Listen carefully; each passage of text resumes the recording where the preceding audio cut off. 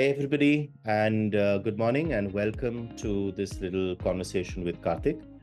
We're trying to understand from Karthik today how his experience has been with pragmatic leaders. Karthik, if I'm not wrong, you did the postgraduate diploma in product management, Yes, and exactly. and then you started working. So I'd love to just give me a little background on who you are, how you came across the program, when did you do it, and the placement and things like that. Cool. See, I have total experience of 15 plus years. My first 6 years has been more into development, right? I've been a developer, front-end developer, and many roles like that. And after 6 years, I got into project management, team management, and all kind of management roles, different roles. That's where the first I did my a small online MBA kind of thing and got into the role of development manager. Again, more of delivering the projects and things like that. Hmm. And then it's I think then back then everything was going good, but for me something was I don't want to take orders, right? We want to look like, Hmm. okay, let us look into how do we give orders, how do we look into product management. So slowly I was starting looking into good courses which can help me get into this course. At the Right. same time, my org also wished, okay, it's okay, you can get started. They didn't say, okay, you can get started. So keeping both in balance, then I was like, okay, starting. I saw various courses online, and it was like during pandemic, right? And Hmm. and then I think I spoke with Alvinder. The first class was with Alvinder. I think I was convinced, okay, fine, this makes more sense for me. What I'm looking for, because we can do CSPO, PSPO. I have done it also, right? Again, that doesn't make sense. 1 week a course can't help you anywhere.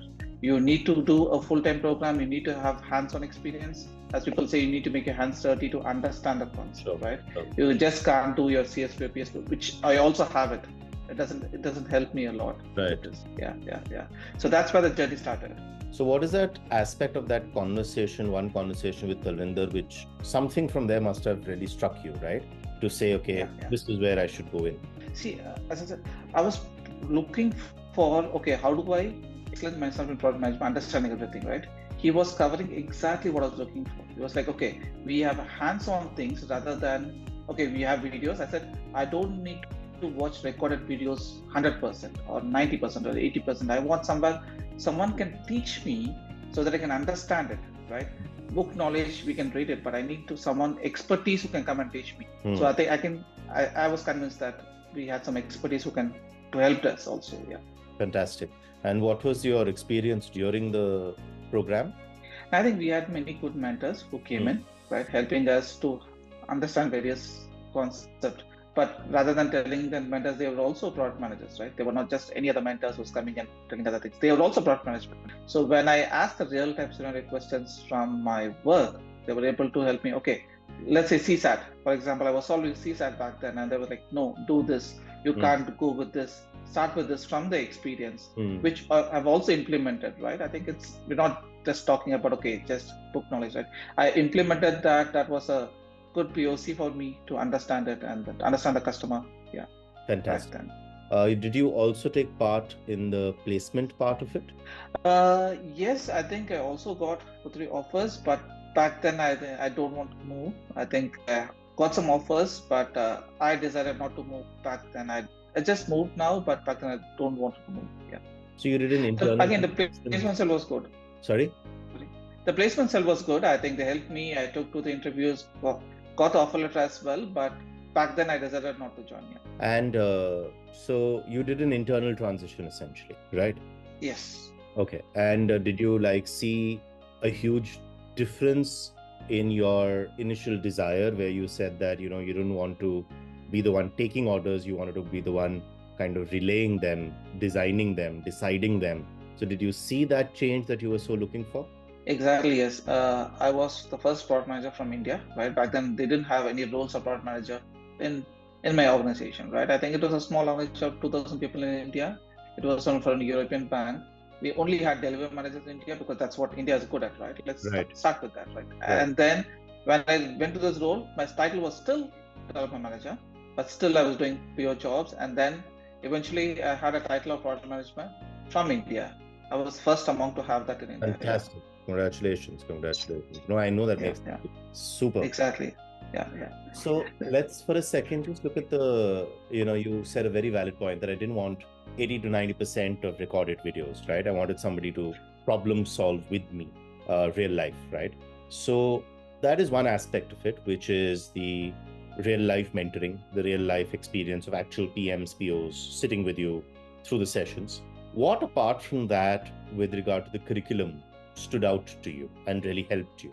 See, let's say any experience, when you don't know about the product life cycles and things like that, which a traditional course can tell you, but again, the full life cycle of it, that's what I think if you're going through the videos, I think I like that part, right? Even without having mentors, if you can understand the basics of it, I think that's what it helped me. Because I didn't have the experience of product management, I need to know the basics before getting into all the other next steps, right? Yeah. So did it give you a holistic view of the entire Exactly. end view? Fantastic, fantastic. Yeah. So kind of my last question on the curriculum. Did you also do the time with your mentor or with Talvinder about what is your perfect fit, where you should apply, how you should build your resume? Because that section is also part of the course, right? Yeah, that was part of the thing. I think again these days you can do it easily with AI. When AIs are that back then, I think AI was maturing, and then I think we had perfect fit for this thing. What should start, what should not start. I think my resume was clustered here and there. We had one-page resume. I still have the same resume now, just to let you know, Yeah. right? I still have the same resume which we built there. Yeah. So yeah. Fantastic. That's very good to hear. Yeah. So if I was to ask you, and it's what year was this that you did it? I think it was during pandemic. Don't Time, ask me right? that. It was Yeah. 2 years of the pandemic time, Yeah. something. Yeah. Yeah. Right? Yeah. Yeah. So you completed the course, you internally transitioned. Uh, you've, of course, from what I can understand, been in touch with Talvinder, the team, pragmatic leaders as a whole. If somebody was to ask you that now with the new course that's come up, right, of AI product management, right, would you recommend people and refer people into that? And if yes, why? Now, I would definitely recommend them, right? See, first you need to understand, okay, let's say there are many courses available online, right? The main thing you need to understand is you need mentors. Without you having proper mentors, right, you can't even get succeeded. It's just like the company. I think when you want to invest in a company, you need to know the CEO and how they work and what is the culture of it, right? I would rather put it the same way here. You need to understand who runs it, what is the culture, and who are the mentors, right? That would be the first reason to recommend this. And obviously learning has been throughout my career, right? I think I've done 2 or 3 PGPs, right? Yeah. So I think the culture and the how the mentors here, I think that would be top 2 reasons if you ask me. Fantastic. Superb. Karthik, anything else you'd like to add about your experience with pragmatic leaders? And I think we touched about the placement cell, right? I think see, people fail to understand that not everyone gives placement cell. I think I also did my R&D, right? I just couldn't come and join here, right? I also did my R&D. I don't want to take it because I have my internal transition, but still, let's try it. Give it a try. There are many courses online available for the same price or higher price. They don't offer placement at all. That's zero placement. The placement cell here is, I would say, great because I think tracking interviews is up to you. It's your talent, right? That's secondary. But getting you through it, not with all those folks of 100 people or 200 people, right? You have your own placement cell, and then I think no one has that. You can highlight that. I don't see anyone having it in the same level with the same price. No one has it.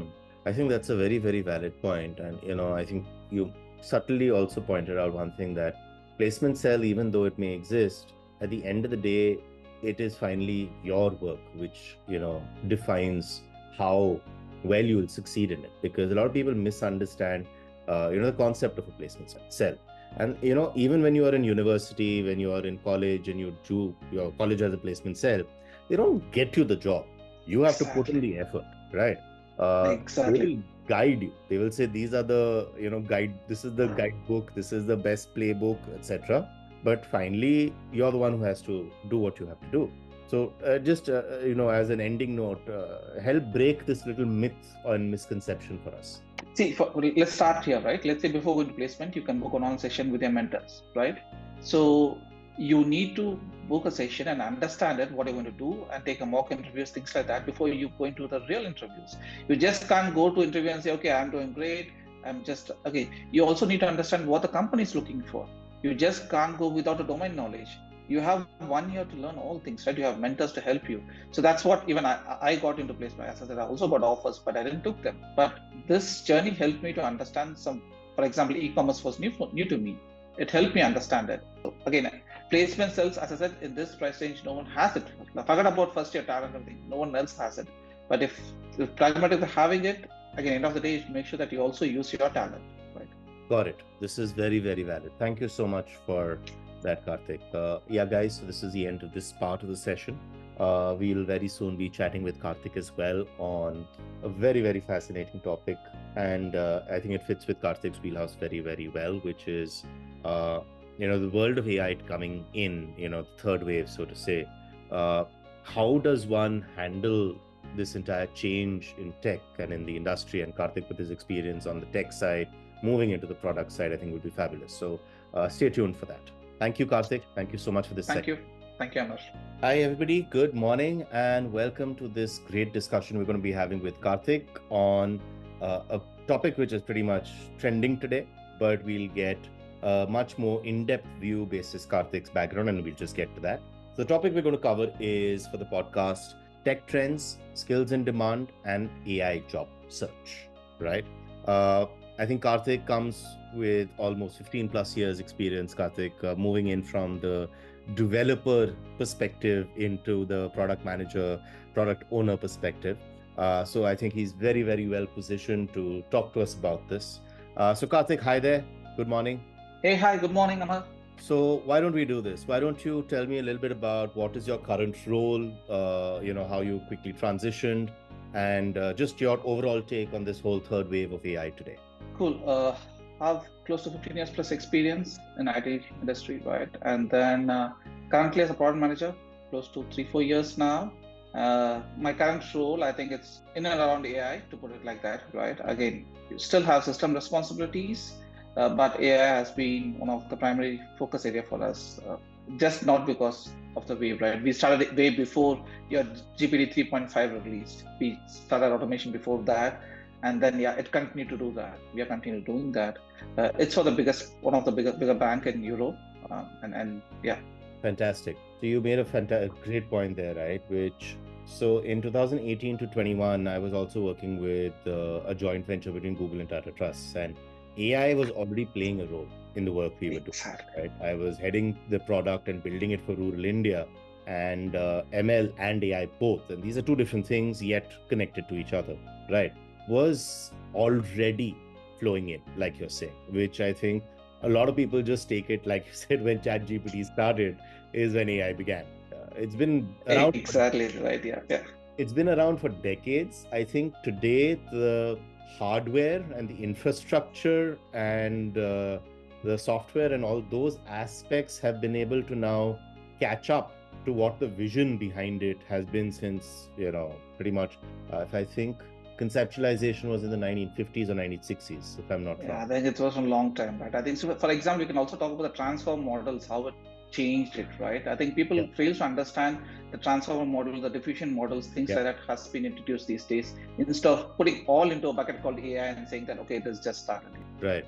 No, this is absolutely bang on. So, why don't you tell me a little bit about both on the tech side and on the product management side? How have you, in these last 15 years, seen the landscape evolve? See, again, let's start as a developer, right? See, back then, as a developer, you code each and everything before again. And AI is all about you automating the code, right? I think how do you automate the code and how do you make the machine understand what you want to do, right? When cities came in first, they understood your natural language processing, right? NLPs. Yes. Back then. That's even before, again, you're starting with 3.5 or ChatGPT. So they slowly started that as a developer, right? And then they converted to this machine learning things. And then what is happening now is, again, we all know about GitHub Copilot. Again, I can still tell my company has 10 million scores of code written by AI. That's a huge number which we have, right? Wow. I'm also part of one of the AI communities within Infosys. It's okay to tell that, right? I think it's also public information. And the amount of coding, it's like a 4 principles which you have, right? As a developer, you need a peer programmer. It's just like that. These days, it's like I think it's covering 30% of your SDLC these days. I think the industry goal is to have at least 50 to 80% SDLC automated. I see that is happening. I can see that is happening And with GitHub Copilot and everything. Yeah. so how is that affecting, the role evolution, whether it be a developers or a product managers? Because if you're talking about like where you are today, right, 30% automation there, and we are moving towards the 50 to 60%, and maybe at an edge, maybe 65%, because again, what most people misunderstand is human element and human intervention will always remain. That will always remain. We are not talking about the Terminator AI taking over the world. We are talking about how can you use AI for the work that you're doing to improve, right? So how have you seen maybe your colleagues' roles, your roles evolve? See, okay, before that one point, right? I can't be a developer just using AI, but then I don't know anything about it, right? I can enhance my skills using this AI things. I can't just change my roles or change my things, right? It helps me to understand it. Right. Let's take an example, right? Traditional Google search. I want to go to a program, or as I said, the job search, if I want to do, or if I want to do a developer before that, I go to Google, search it, and do everything, right? These days, I can use again a transform model like GPTs and search it faster, right? The amount of doing, let's say, a PPT or doing an automated job is faster these days, where I can see my colleague, right? That's why I said an example of peer programming, which we're already doing. We already have so many millions of codes in our GitHub program, right? And then also see, for example, right, we spend a lot of time in documentation, me personally using it, right?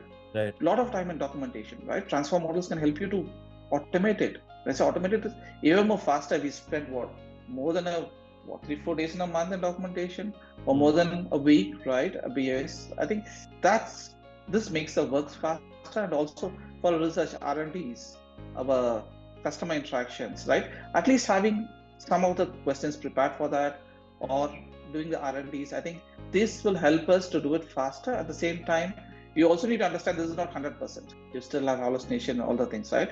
You still need to make sure that human element can't be removed from this. I think we always say AJS around the corner, but until it comes, I don't think so. Human element can be removed. I get your point, and where I'm trying to kind of come with this is roles will evolve for you to move into more AI-based development, whether it be prompt engineering, whether it be whatever Exactly.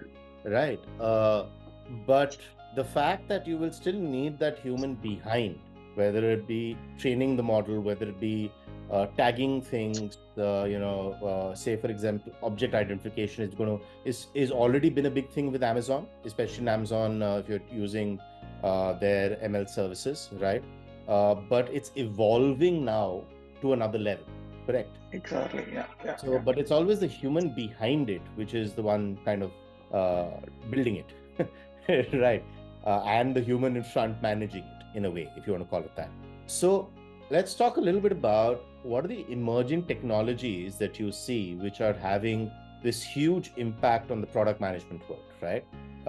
Documentation being one, but what else, and what are those tools or technologies that you feel are really, really changing the game? See, for example, let's also talk about cybersecurity, right? But see, cybersecurity jobs were like kind of, but again, moment you had this 3.5 kick in, people understood that, okay, the cybersecurity in individual office is very less.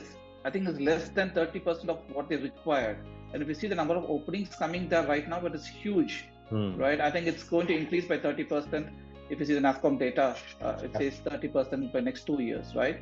Apart from AML being the first for every one of us, right? It's going to be the first openings which you have, and then data scientist. I'm just talking about the trends what we have, right? And the data scientist ones. Again, PO where we can see is like, for example, even again, faster time to market with cloud.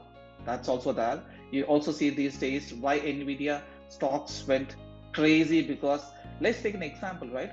How many of us run AI locally? Yeah. I don't know that, because you have Olama, you have other things. Olama is really good these days for running the AI local.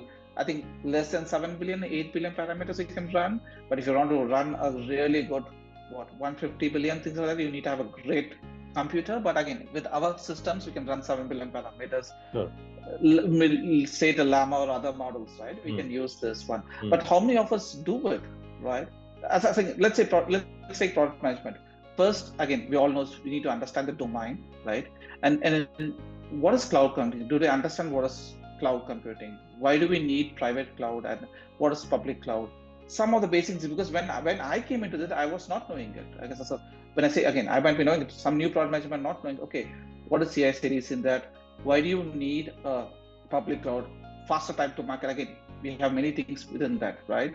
And then industry, talking about industry trends and cross function, right?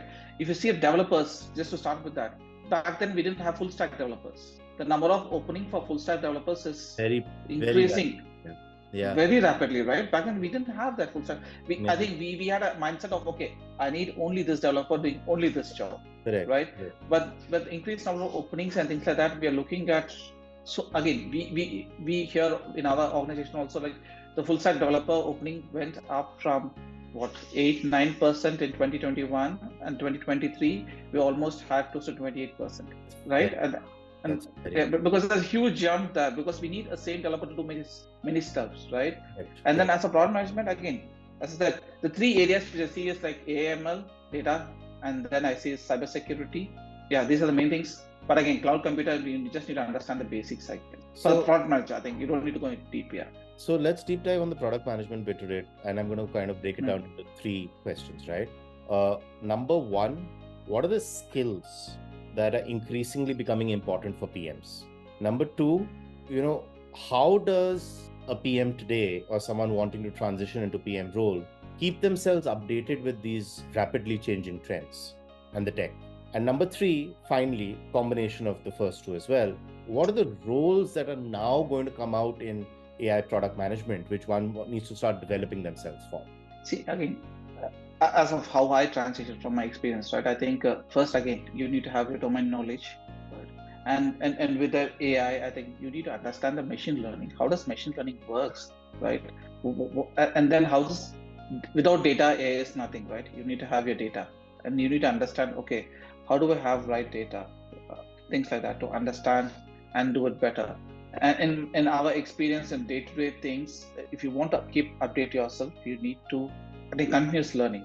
You can't just do one certification in 1 week and 2 week, think that you know everything. Yeah. That is never going to help you, right? There are fantastic blogs outside. There are really good courses outside. You need to try it. You can't just grow in a career ladder just doing certifications of 1 or 2 weeks.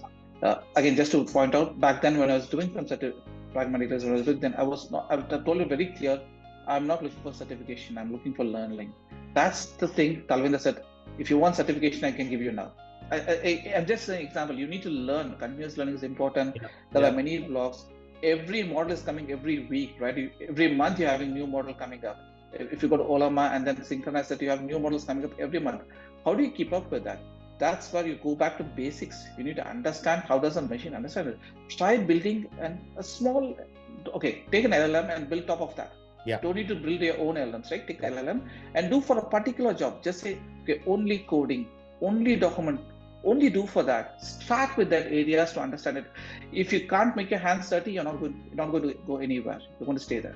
And you don't really need to, in fact, pay for it. I mean, for example, Yeah. the way I did it was, and this was, almost a year ago, I took my membership into the developer community on Google. I took a GCP account. And as soon as I created my account, I got a certain number of credits. And then I played around with the LLM model that is available to me, right? Exactly. While I was doing my own learning through, say, YouTube channels and stuff like that, but the actual practical application of it, right, is where the game is, right? So, for example, there are fabulous tools out there for presentations. You have Tome and Gamma. For Notion AI is now becoming literally the second brain, which the founder has always spoken about, right? Can't agree more. My entire notes is in Notion. I think I can't say how AI is helping me these days with that. Yeah. Right. GPT, of course, everybody knows for research, for documentation, etc. It's always there. Claude, like you mentioned, for me personally, I use Claude a lot, right? I use GPT, but I use the free version. I use 3.5 Sonnet, which is just released, right? Yeah. And I'm quite happy with the results it gives me. It's not, GPT has live access, Claude doesn't, and that is Claude's USP, that we will not publicly access all the data. which Anthropic's whole USP and ideology is that, which I think is fantastic. It serves a very different purpose, right? So you can just go build using that. I mean, forget about everything else, right? I know somebody. I was watching this little video. He's, some guy from the US who uses AI quite a bit and talks about it. Um, and he just used Claude to build a simple ping pong virtual game, which That's what I'm trying to say, was right? I think you can exactly do the take the LLM and build what you wanted. right. So I think it's important what you're saying, that keep learning, right? And it's free. There's really nothing you have to spend crazy amounts of money on to get your first understanding. Then to really deep dive, yes, go find a course for yourself, go find a mentor for yourself, right? Exactly. Without which you will not be able to advance further. So, sort of on that note, and as our ending note, what I want to kind of get your take on is, we've spoken a lot about the technical skills. We've spoken a lot about, learning skills. What are the soft skills in product management that has evolved and changed, which one needs to further improve on? See, problem solving has been always the first, right, for us as again decision making, problem solving for the product manager, right? I think it has evolved over the time with I think with global teams, right? For example, let's say that we also have people. Back then, you have product managers sitting in US. You take order, you're a proxy once. Now you're leading things from India. You have team developers sitting across the globe, right? And you need to understand their culture as well. That's how I see it is also evolved. You just can't say, okay, the culture in India is different, the culture in US or Europe is also different. You need to understand the cultural difference when taking some decisions, and you also need to understand the markets, segments across the globe. You just can't stick for India and say that, okay, I know everything about India, it works for me. No way. Yeah, fantastic point. Yeah. So, just deep diving on that for 2 seconds, what are the challenges, as well as the opportunities, in the job search process for PMs with the evolution of AI? You mentioned a fabulous point when you're talking about soft skills and being aware of cultures, but let's understand the challenges, opportunities, and and the job search process that is changed. I think these days, right? I think you can't do an interview in 30 minutes, right? So that's why these guys, okay, give you a problem and ask you to solve it, right? And see that how you kind of able to solve the problems, right? Earlier it was like, okay, PM interviews for one hour, 2 hours, but these days what they're trying to do is understand is like, how do you look into a problem? How do you solve it? Like, for example, they're also looking at, okay, let's, for example, BCGs has a 8-step process to solve a problem, right? But you don't need to take any template and solve it. But how do you approach a problem is very important these days, because the, for example, that some of the problems which they give, even though you give up, okay, this is my solution, you still get rejected because you don't see, okay, how do I categorize it? How do I do it in a proper way? I think these things many people are missing. I think I also learned in a hard way, but you just can't approach a problem and say, okay, this is a problem, I'm going to solve it. No way. You're not going to do that in interviews. You need to have a, okay, if you follow the BCG ones of 7-step process, I'm not going to go to every 7 steps. At least you need to understand how they approach a problem. Yes, yes. Fantastic. I think, Karthik, you've summed up all these points in an absolutely brilliant manner. Uh, we're at the end of today's podcast conversation. I think we're going to have Karthik back very soon for another topic. I think it's been absolutely entertaining and very direct and honest. Really appreciate that, Karthik. Thank you so much for your time. Thanks, Amar. Thanks for that as well. Have a great day. Thank you. Thank you.